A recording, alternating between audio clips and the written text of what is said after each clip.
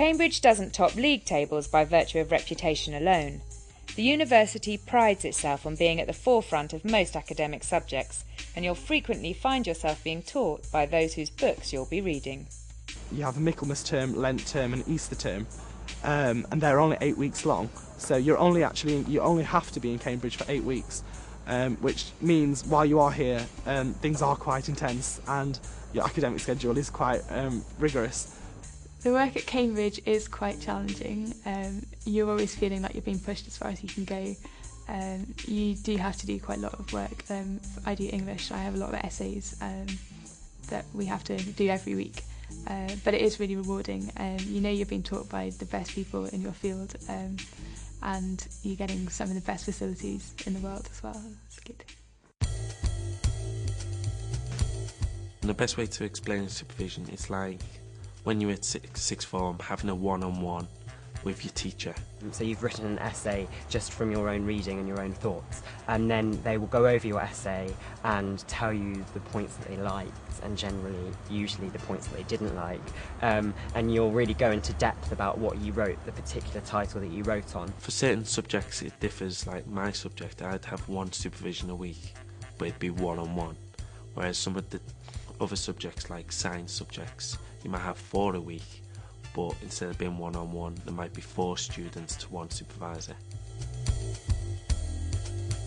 Most of your teaching is department or faculty orientated, and you often go for lectures in your faculty. A lecture, you just sit there and they basically lecture you. I think last week I went to 5, which was quite good for me. When I was because I started off doing politics, I had like 1 lecture a week for a term. That was pretty cool, but now I switched to law. I'm in lectures 5 days a week, 9 till 12. So if you're doing law, it's important to go to lectures. In History of Art we have things called seminars, which, because there's only about 25 of us in the year, which is really nice, they're more like classes where you have like discussions and things like that, more than a formal lecture, which is kind of probably not what you expect out of the Cambridge system, which is nice. And there's 3 types of libraries: college libraries, faculty libraries and university library. College libraries, obviously they're in your college, so they're your first port of call, they're the closest library. They're normally quite well stocked and there's a reasonable chance to have the book you're looking for.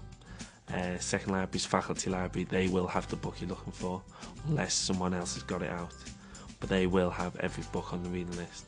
And then failing all that, which doesn't happen very often, then you go to university library, which has every book there is, and only third years can get books out of university library, which means that it's very rare that the book you want has been taken out by someone.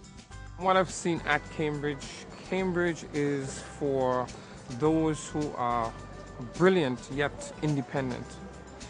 It's not a place for someone who is going to need that direct supervision.